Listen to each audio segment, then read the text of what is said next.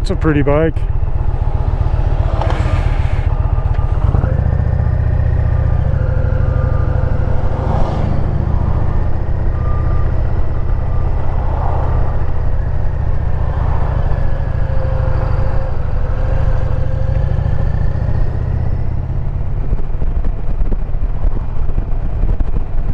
Kind of an interesting one yesterday. There's a big Harley Davidson Road Glide. It's a 2006, so it's got a twin cam and a 5-speed, and the customer is a super nice guy. I like the guy. He's easy to get along with. He is really picky, but what do you expect? I mean, I'm picky too about my motorcycle. But he's had us do a lot of really interesting accessory installs, and we do all his maintenance and stuff for him too. He hasn't had the bike very long, so it's got T-bars and some cool aluminum floorboards, and some blacked out stuff. It's nice new grips, and he had us put a carbon fiber front fender on it, and I went for the road test, and he's having issues where he says the engine cuts out when he's blazing down the highway at 90 miles an hour. Well, I'm not going to ride his motorcycle 90 miles an hour down the highway because the speed limit's only 70, and I'm not going to get a ticket on someone else's bike and potentially lose my license and my job. But I did run it down the highway at 70 miles an hour,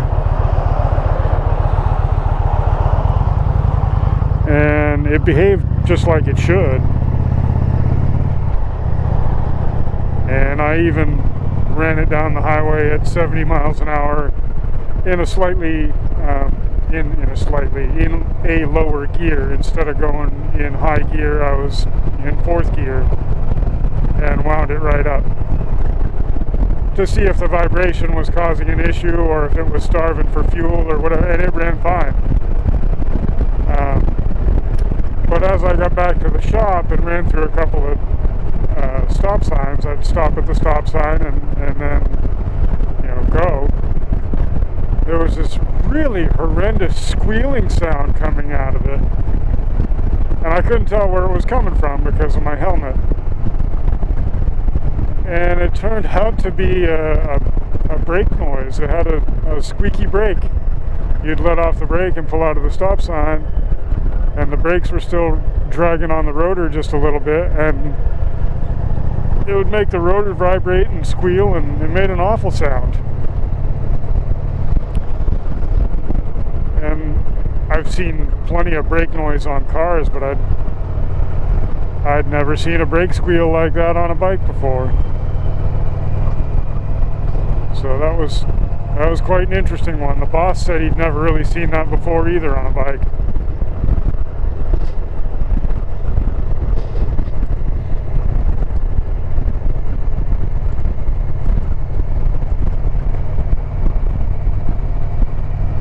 So I just thought I'd tell that story because it was interesting and different.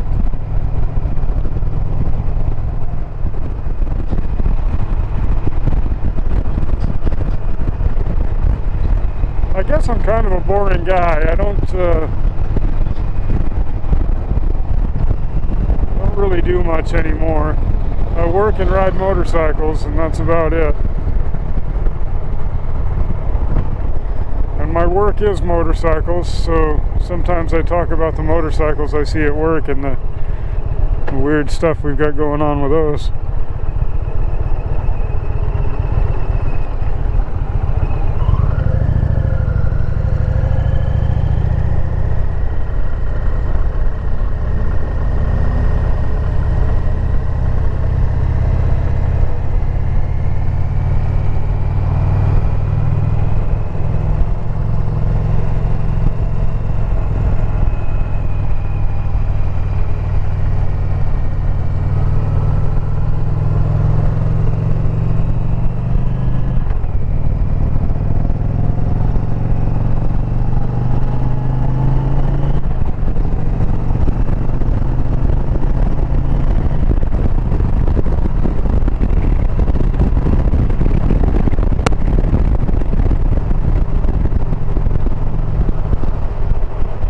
I've been asked a few more questions about the bike and questions involving the tour pack and fuel mileage and stuff like that.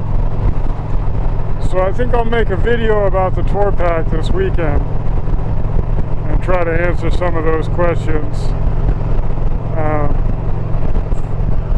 As far as fuel mileage, the bike will tell you the fuel mileage you're getting. And right now it says I'm getting an average of 39. And there's a little gauge there at the bottom that has a little gray mark that shows what you're getting right now. So according to that, right now I'm getting close to 50. But I'm averaging 39. And I did the math at the gas station last night because I was curious how close that gauge is.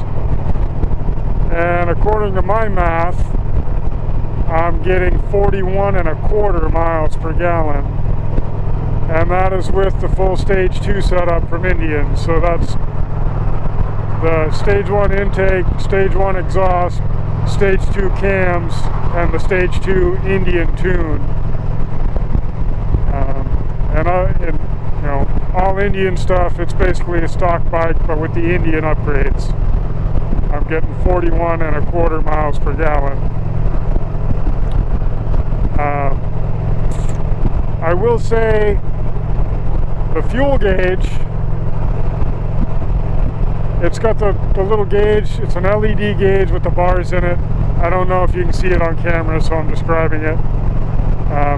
The little bars come up and show how full the tank is, and it gives you your fuel range, how many miles you've got left on this tank.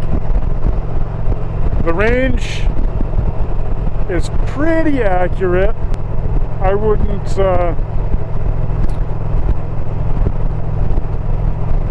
go try and go too much further than it says you can get, but you probably can. But the gauge, like the fuel gauge in Indians that I've experienced in the past and that are in the forums, the fuel gauge isn't super accurate. Once you get to about 1/4 of a tank on that fuel gauge, it's not real accurate anymore. It tends to read lower than it is. And last night I was reading about 1/4 of a tank, and it showed I had like 60 miles left to go. So I went to the gas station and filled up and put 4 gallons in. It's a 6-gallon tank, so I had 2 gallons left. Which 2 gallons is more than 1/4 of a tank. And I should have had something like 82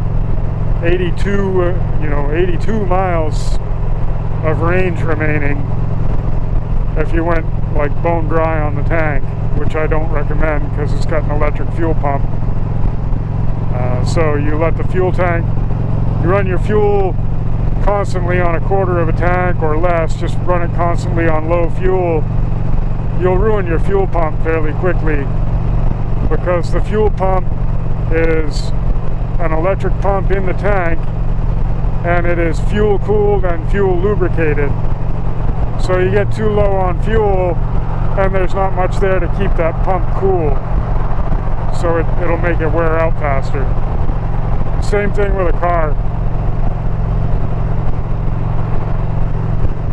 You get a car that needs a fuel pump every 40,000 miles, then you know that person's just riding around on an empty tank all the time.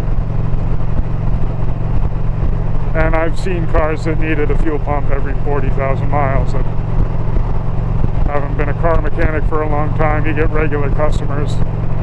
You see the same cars over and over, and you see the same car needing a fuel pump constantly because they never put gas in the damn thing. It drives me crazy. So I guess the moral of the story is try and keep your bike full and try and keep your car full, and the fuel gauge on your Indian tends to read lower than it is. But it does get good gas mileage even with the stage 2. I'm sure it probably got better gas mileage with the stage 1. sorry, with no stage, full stock. I rode it 500 miles for the break-in period before the dealership did the performance upgrades, and that gauge didn't change. And I never did the math during that time to find out what it was really getting. So unfortunately, I did not do the math during the time when it wasn't staged, so I couldn't tell you the difference between no stage, full stock, and the full stage 2 as far as gas mileage. The difference in performance, it's not enormous, but it's significant. It's very noticeable. And like I've said before, the stage 2 really wasn't necessary. This thing had tons of power stock. But that's what I wanted, and I was financing the bike, so I decided I'd go ahead and finance that in too, just because why not?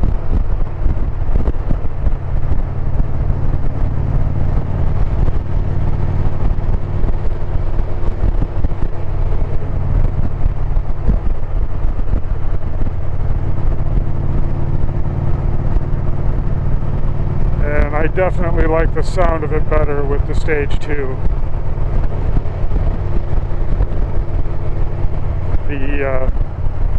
The cams and the exhaust have a totally different sound than it did stock, and it sounds a lot better.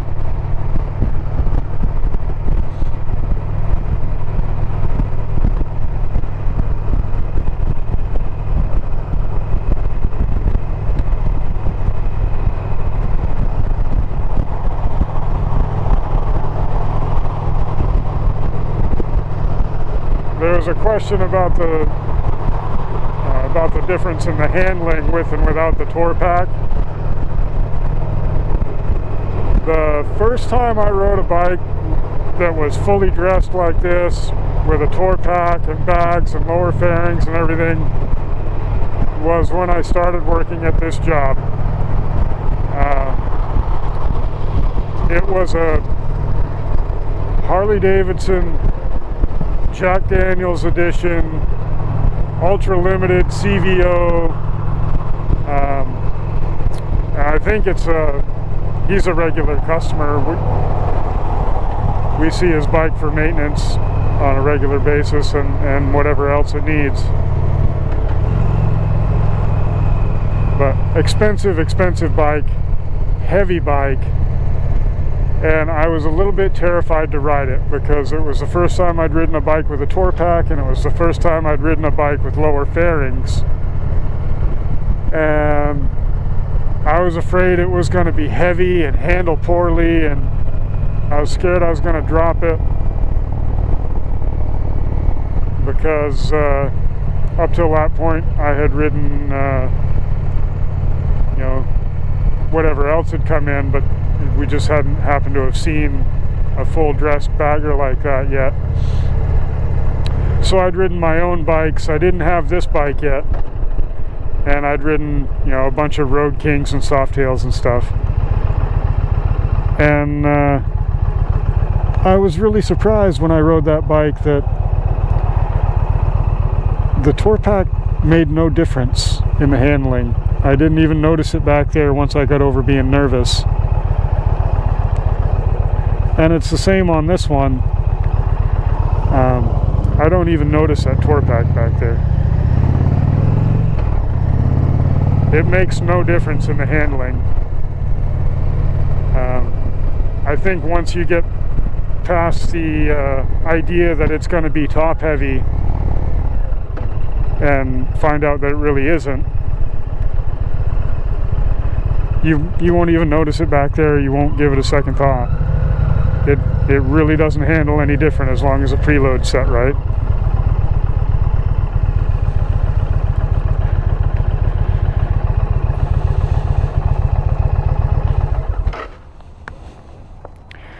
But I will do another video and talk about that a little more later,